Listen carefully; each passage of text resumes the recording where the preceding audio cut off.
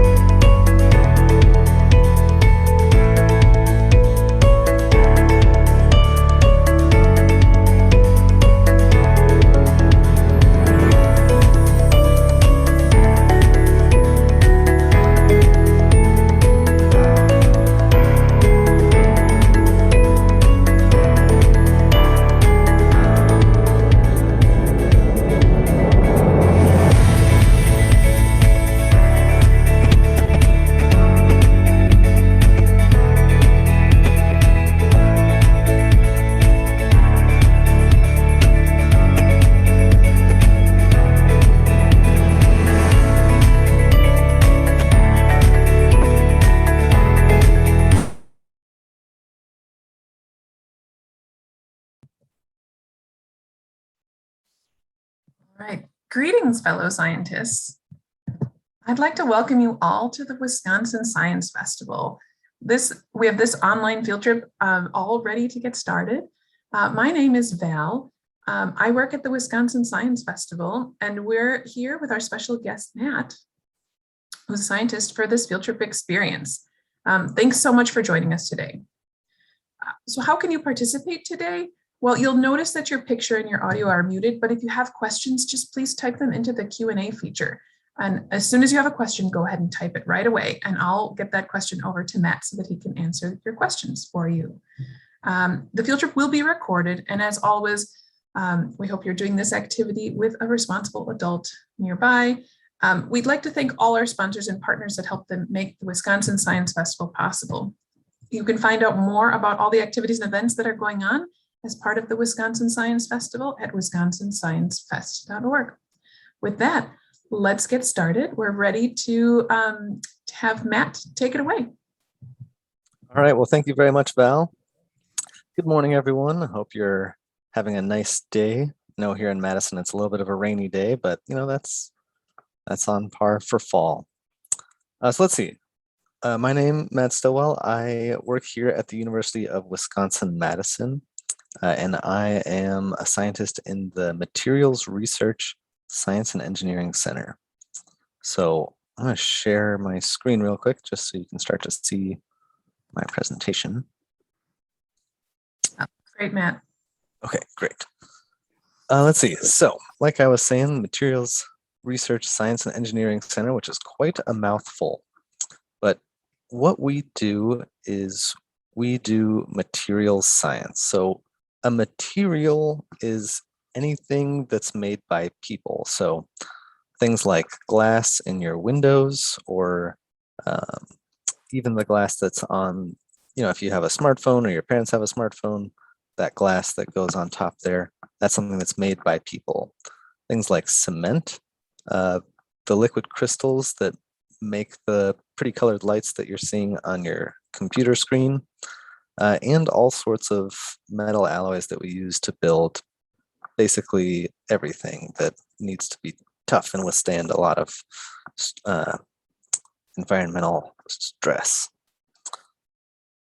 So materials science is a very interdisciplinary field. So here in the our research center, we have people from chemistry, physics, computer science, math, various types of engineering, biology. It's there's people in pharmacy even. So it has a very wide-reaching influence and is touched by all sorts of different fields to really get into how do we make the best materials. And so material science is applicable to just about everything in your life. So anytime you're going to be interacting with something, it's probably made out of something. And material scientists figure out what does it need to be made out of and how can we make new things and better things. So for example, up here, this top picture, you can see a lot of solar panels. So this is something that has to be made from a very special material in order to be able to harvest that light energy and turn it into electricity for us. Here's this middle picture. Here's the Golden Gate Bridge. So what materials are going to use to build a bridge that needs to withstand, it's got to hold up many cars for a very long time. So how do we make sure that it's strong enough and going to withstand all those forces? And then even in things like fashion. So here's a fancy dress that has LEDs built into the fibers, so you can make really cool things like that. All right. That's really interesting, Matt. Thank you for sharing that. As you start to have questions, audience, just pop them into the Q&A feature, and then I'll help those questions get over to Matt. But there's science in everything, it looks like. Yes, and I was going to say, any sorts of questions you have about anything I talk about, please feel free to ask. I'm happy to answer. I'm an open book. All right, so I think the chat feature is disabled for you, so this video guide is going to be a little tough to share with you, but it shouldn't be necessary for that. I wanted to, I think you all have received these science kits, and you should have 2 sets of material. So you should have these little plastic things that look sort of like this. These are called polarizers, these kind of light gray sheets. And then you should have also received some cellophane, which is this kind of clear plastic sheet. And so today what I figure what we'll do is we'll just kind of walk through the activity and the science behind it. And then with assuming that there's time left, I'll tell you a little bit about my science journey and how it is that I got here. So I figured the first thing we should do is we should explore our polarizers. So I'm going to stop sharing for just a moment. So I have here my polarizer. And if you just hold the polarizer out in front of you, just hold it up to your windows, whatever it is that you have around you, and just take a look at it. What happens when you start to rotate this? And I'm going to rotate it on my screen, and you might see something interesting happen when I rotate this. So on my screen, I was not expecting that. Yes, this is might not happen on your computer screen, but mine has a polarizer built into the screen, and it's covering my camera. So I actually have 2 polarizers. So I can mimic this if I put my second polarizer up here. So if I put them like this, we can still see right through them.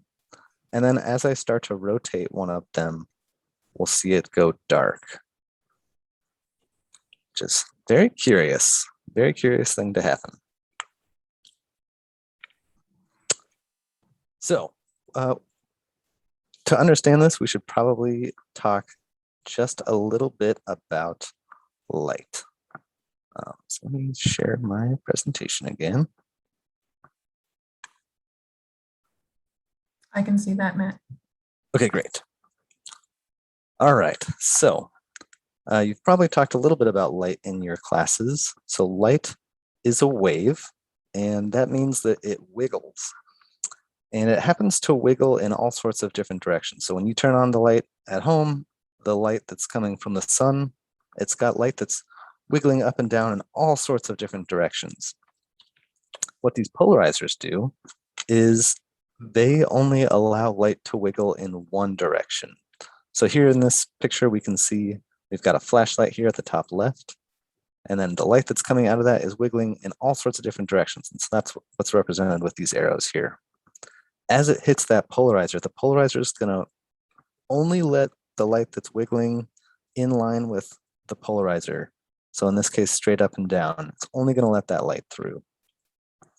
And then what we have on the other side, we call that polarized light. So that's what we're seeing here. We've got a polarizer, and as we look through it, we're polarizing the light.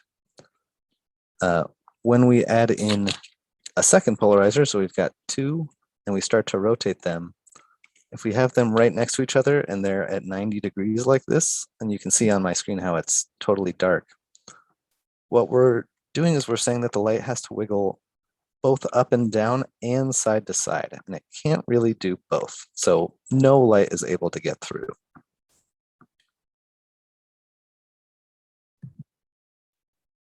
There was one question, a little bit about the access to the kits that you have in your hand, Matt. Yes. So, groups should have been sent those, but if you didn't get a kit, just go ahead and contact whoever you were contacting with to set up your field trip, and we'll see if we can get those to you. Yes, happy to get these to people. They're a lot of fun to play with. Matt, you said something that piqued my curiosity. You said if they're right next to each other and crisscrossed, what happens if they're not right next to each other? Let's see. So let's do a little experiment. So we've got one that's straight up and down. Let me grab my other one. It's also straight up and down. I'm going to first rotate it so it looks dark, and now I'm going to bring it away. I can't really see on my screen, but should still be dark. So yeah, it doesn't matter quite so much. I wish I had a third one, because what we can do is if we slip a third polarizer in there, we can get it to come through a little bit. But yeah, as long as we're telling it we want it to go straight up and down and side to side, it's not going to be able to get through both of these. So great question, Val. Okay, so now let's take our cellophane. So we should have our little plastic sheets with us. I'm going to unfold mine. Very crinkly. Okay. So I've got these two polarizers. What I'm going to do, I'm going to set them up so that way I cannot see through them. So I'm going to turn them so they're 90 degrees. And then what I'm going to do is I'm going to just take a corner of the cellophane and put it in here. And let's just see what that looks like. You can see that on my screen just a little bit. Yeah, it definitely looks less dark than the around it. Yeah, so we can see a little bit through that once we add that cellophane into the middle of it. So that is very strange. So let's try another little experiment. So I'm going to take my cellophane and I'm going to just fold this corner over. So now I've got a spot that is 2 layers of cellophane thick. I'm going to try and get a piece that's got both this 2-layer thick and this 1-layer thick piece. And I'm going to put those in between my polarizers. Let's see what happens. Let me turn on a light in here. Yeah, hard to see. So maybe the light will help.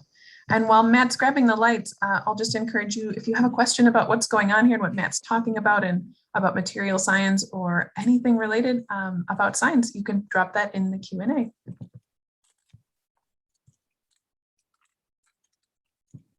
All righty, that's a little better. So now you can see here up at the top, this should look pretty dark. But down where I've got my cellophane, we can start to see through this. And so, full size what he's doing with cellophane. Yes, Yeah, let me stop sharing. Yeah, that's perfect. All righty, how's that? Hopefully that's a little easier to see. A little easier. So this is, you can see right through to my whiteboard now. So up here along this top part, you can see that it's still very dark, but in between you can see this folding of the cellophane. We can start to see through these polarizers, which we couldn't do before. So something about this cellophane is changing the way the light is behaving. And we had talked a little bit about polarization, so it's probably got something to do with that. But what I would like you to do is take a moment, take your cellophane and try just folding, maybe 2 layers, maybe more. Just try what happens, see what happens when you fold a few layers on top of each other. I kind of just crinkle this up into having, some that are 2 layers thick, some that are 4, some that are more than that. I'm going to put those between my polarizers, and I get something that looks a little like this. There's a lot of variation. Yeah, a lot of differences, and they don't all look the same, all these different parts. And it almost looks like some of these are different colors, at least to me. Mhm. So I'm seeing what looks like a little bit of blue here, and maybe like some reddish orange down here. This piece looks a little yellow to me. So we're starting to get some colors out of a clear piece of plastic, where before we were not even able to see anything coming through those polarizers. So something's going on here. I'm going to share my screen one more time. We can see that. So light travels through materials a little differently for depending on what color it is. So you've probably seen something like this. You've probably seen people, hopefully you had the opportunity to play around with prisms. So in this, what we're seeing is that the red light doesn't bend quite as much as this purple light. And basically, I'm just trying to illustrate that different colors behave differently when they're going through a material.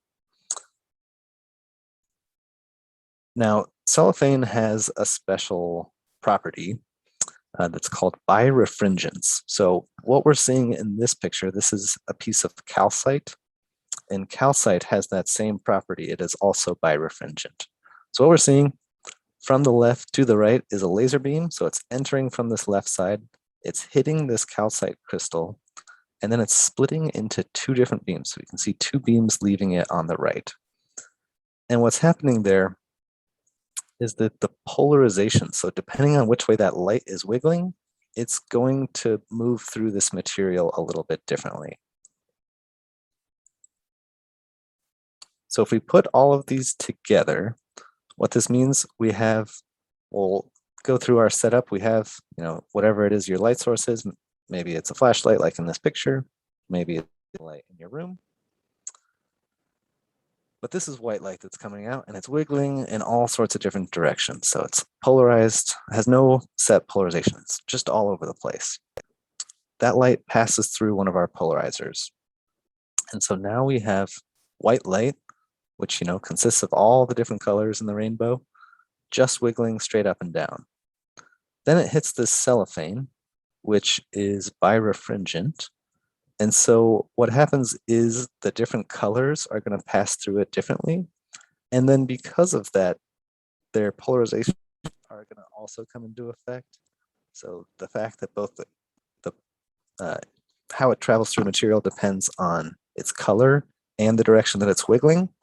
We get these colors to kind of separate. And so we can use a second polarizer now to pick out those individual colors. And so if you take your polarizers and your cellophane, you should be able to see this. Let me full screen this again. So we should be able to see, if we take our two polarizers like so, that as we rotate one of these, we can get sort of different colors as we go. And it might be a little hard to see because my screen has the polarizer on it too. But play around with that with your own kits. Hopefully you'll be able to see that you can pick out different colors here or there. That kind of explains why you saw blues and pinks and yellows through that, even though it was a clear material. That's really interesting. Yeah, it's pretty neat, that birefringence. So is the cellophane made out of calcite, or does it just have similar properties? It is not made out of calcite. It just has similar properties. So good question. So yeah, there's this birefringence lets you do some neat stuff.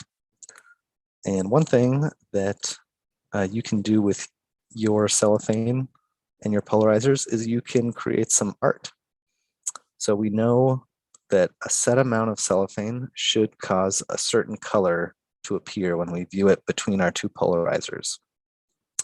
So knowing that, we can create little pieces of art where we choose how thick the cellophane is at different points, and that will cause different colors when we view it through two polarizers. So here I have two examples of art that was made using cellophane and two polarizers. So we have here, this on the left is a little house, and then here's a little some geometric shapes that look pretty cool. I'm not sure if you all got these or not, so I wanted to show at least one of these.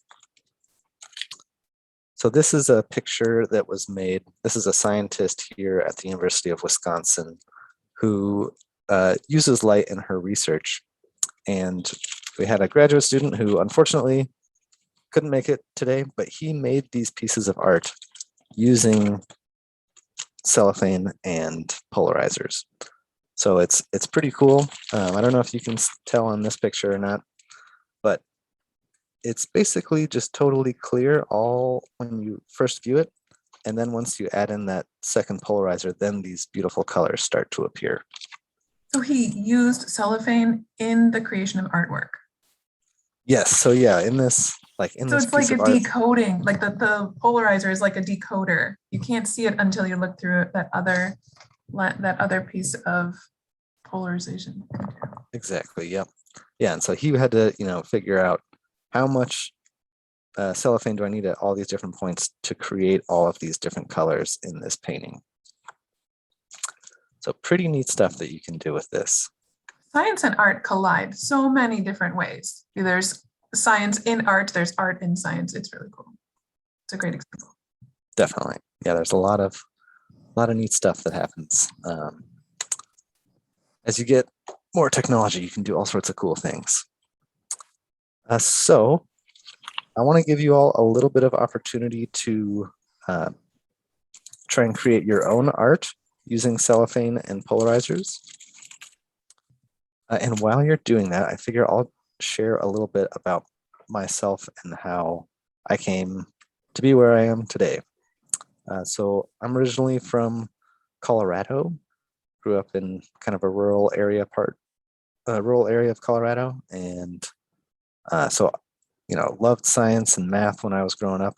Went and got a college degree in engineering physics, which I really loved physics. I at first wanted to be a mechanical engineer, but as I took more physics classes, I just couldn't get enough. So once I was getting close to finishing my degree, I couldn't get enough. So I decided to come to the University of Wisconsin to pursue a PhD in biophysics. And so I studied all sorts of different microbes, little bacteria, little nematodes, all sorts of tiny things, and trying to understand how they grow and how they behave. And then as I was finishing that, I decided to come here to the Materials Research Science and Engineering Center, where I get to share all this exciting science with you all. And so that's sort of where I am now. Where I go next, who knows? We'll have to just stay tuned for that. It's a journey, right? And you can make different changes to your journey and direct the course of your science career. Definitely, yeah. And there's a lot of options that open up when you get one of these STEM degrees. So, whether you're in engineering or physics, chemistry, math, all sorts of ways to impact the world in a positive way. Can you mention just a little bit about the graduate student who made those pieces of artwork? What does he study? That's a great question. So let's see. I think Aiden is studying, he's studying quantum sensors. So when things get really, really tiny, they start to undergo these quantum behaviors. So you've maybe heard of quantum physics. So he's trying to figure out, how do we take advantage of these quantum effects to make really sensitive devices. So he's trying to build sensors. I have a friend who's building quantum computers. So, most traditional computers use ones and zeros for all of their, to figure out everything, all of, the colors on your screen are decided based on ones and zeros. What you click on, all of this that's happening is just ones and zeros.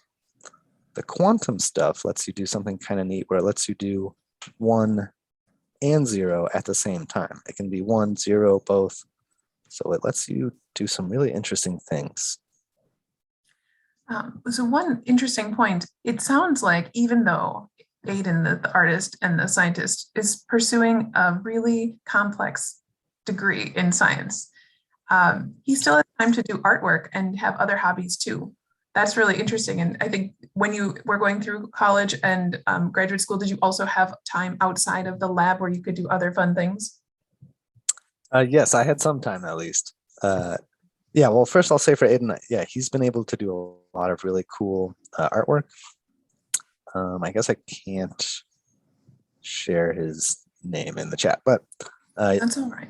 AEDANGARDILL, if you want to look it up. He's got some great pieces of art on the internet.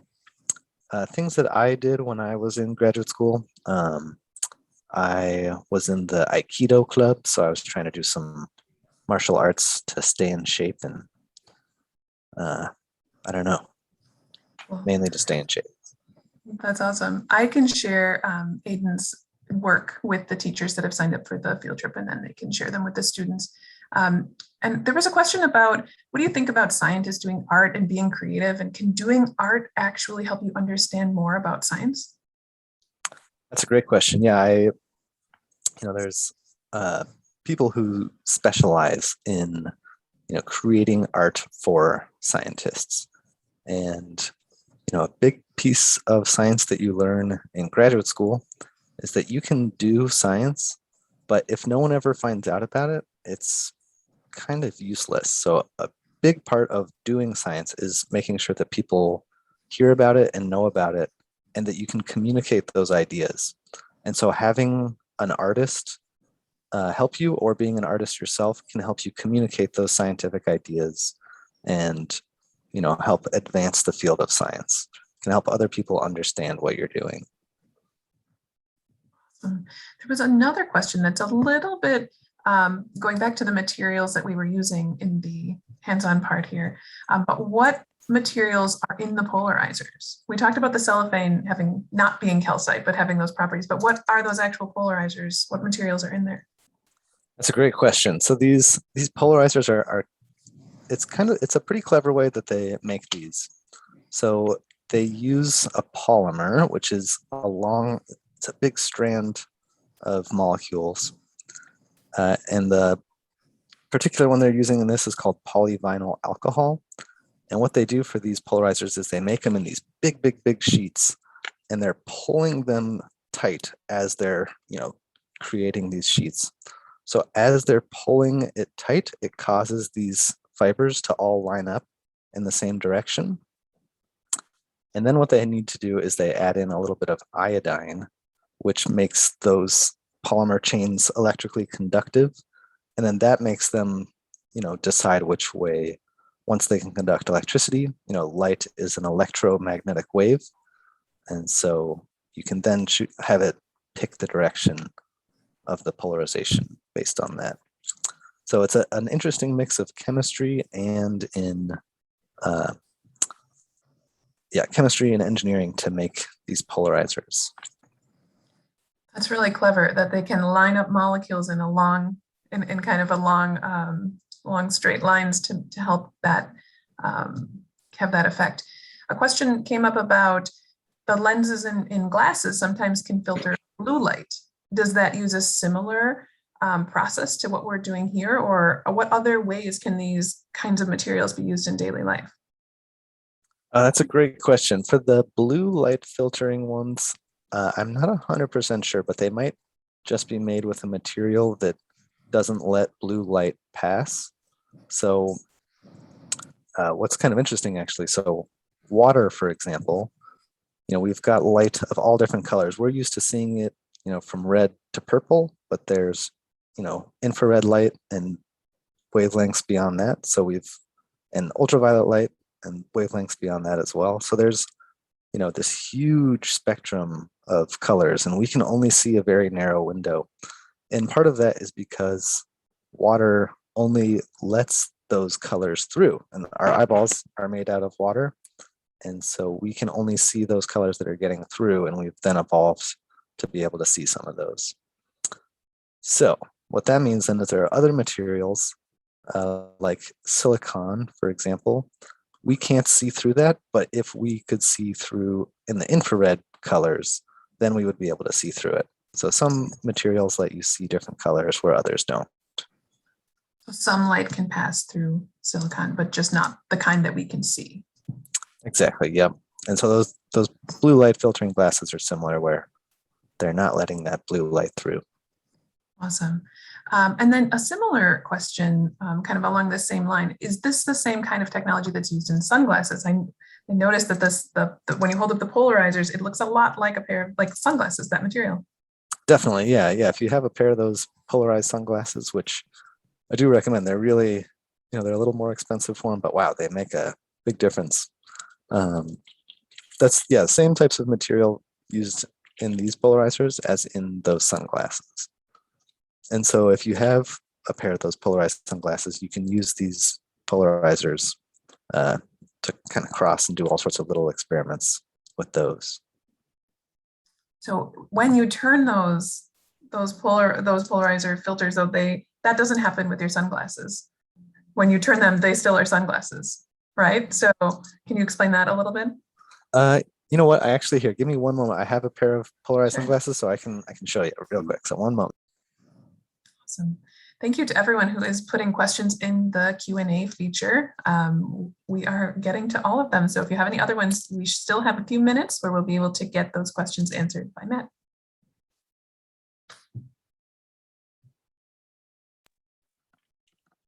All righty. So these might be hard to see, but let's see. So you can kind of see that similar to those with the polarizers, how these are blocking that light. So we can do something similar with our polarizers, where I can totally darken it out again. Wow. So that's very cool. A couple of comments coming in saying that's awesome. So, and then another kind of extension question about glasses. Is this at all related to 3D glasses for like 3D movies or anything like that? Or is there a connection there? I think that those 3D glasses are taking advantage of a little different effect. So I think that those ones are taking advantage of the ways that your eyes process light. And so it's making them, kind of tricking your brain into thinking that they're 3D. It's a little different than what we're doing with these. Okay. Is there any other you get to work with a lot of cool materials, Matt, in your work. Is there any material that you are super lucky to get to work with? What is their favorite kind of material that you get to explore? That is a good question. I think one of the coolest materials that we're working with is called a metallic glass. So solid materials, that is, are sort of broken down into two main types. So there's crystals. So we saw that calcite crystal earlier. And in crystals, all of the atoms are really nicely arranged. So they make these really set patterns in the way that they're arranged. In a glass, the atoms are kind of just all over the place. Most metals are crystals. And so, if you take a spoon, maybe find a metal spoon that your parents don't mind that if you break, but if you take like a spoon, say, and you bend it, what you're doing is you're causing all of those rows of atoms to slide past each other. In a metallic glass, because the atoms are just all arranged, there's nowhere for them to slide. And so they're extremely strong. And they let us make all sorts of cool things. Like if you wanted to, say, go to Mars and you needed to build a rover that had to withstand extreme conditions, you might want to use a metallic glass as a coating to make sure it's extremely strong. So that's something that we're investigating, trying to figure out, how do we make these things? They're really interesting, really cool, but they're tough to actually make. And so that's a big part of our research. So I imagine that it was quite a interesting discovery when metallic glass was invented. There is a question from Kim saying, how were polarizers invented? How do people invent these different materials? Oh, that's a good question. So let's see. I don't know how the first polarizers were invented. These ones with the polyvinyl alcohol that are then doped with iodine. I do know, I think some of the original ones, they had to do something a little different. So, Wisconsin has a fair amount of lakes. If you've ever been out on a lake and, you see the sun shining off the lake into your eyes, these polarized sunglasses can help cut down on that. And so the reason for that is because when that light hits that surface and bounces off, it becomes polarized. And so some physicists a long time ago figured that if you take a bunch of glass plates and stack them at a very special angle, you can create a polarizer. And since something like this is way easier to work with than a bunch of perfectly stacked glass plates, there was a lot of interest in trying to figure out how can we make a polarizer. So kind of a couple different types of polarizers. These ones, I don't know the exact history on those, but that's a good question. Awesome. There is one other question that kind of goes back to what we were talking about a little bit ago, but why can't we see certain colors with water in our eyes? That's a good question. So let me actually see if I can find a picture that would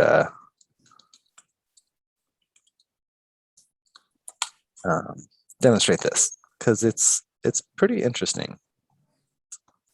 While Matt's doing that, I'll just let you know that we have just about 4 minutes left, 4 or 5 minutes left with Matt. So if you have any final questions, now would be a great time to type those in the Q&A feature and we'll get those answered. Okay, so I'm going to share my screen one more time. All right, so this picture is a little weird to look at first, but I'll walk you through it.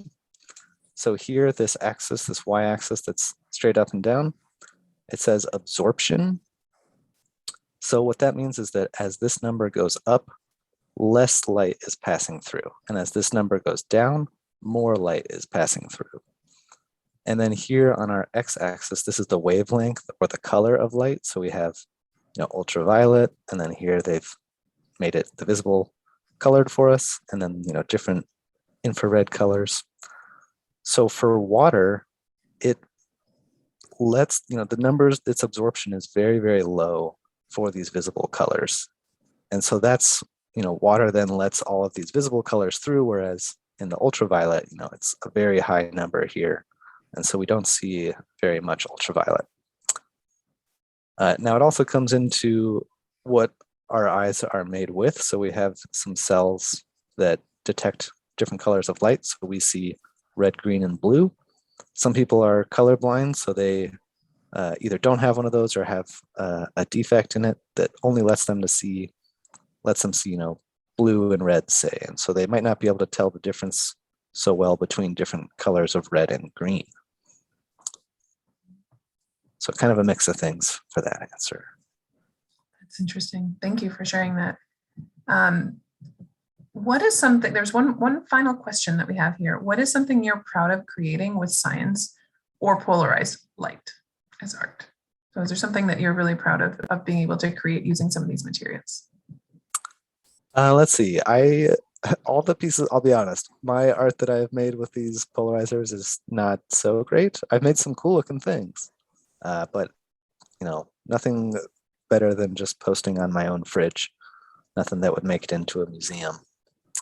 But Aiden, the graduate student, he was able to make 3 portraits of scientists at the University of Wisconsin-Madison. So that's a pretty, I don't think I could do that with cellophane. That's pretty cool. Yeah, those ones are like actual works of art that could be, in a museum or something.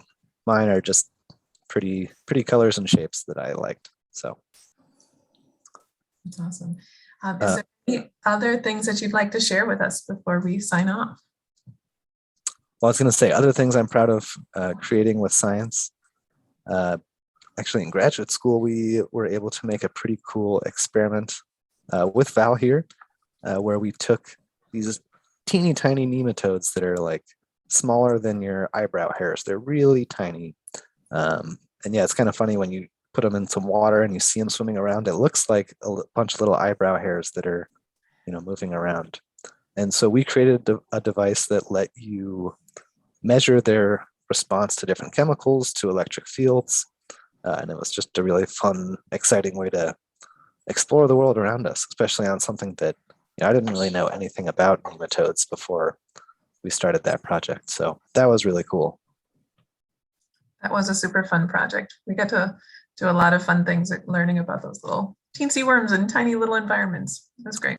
Yep, crushing up bugs to see if they like swimming towards them. It's true. And they did like swimming towards them because they thought it was food. Yep. Some of the bugs anyway. I think that experiment was the last time I ground up some worms in a mortar and pestle. So it's not every day you get to do that. Not every day. Awesome. Well, thank you so much, Matt, for joining us today and being a part of our virtual field trip. Is there anything else you wanted to share with us before we close?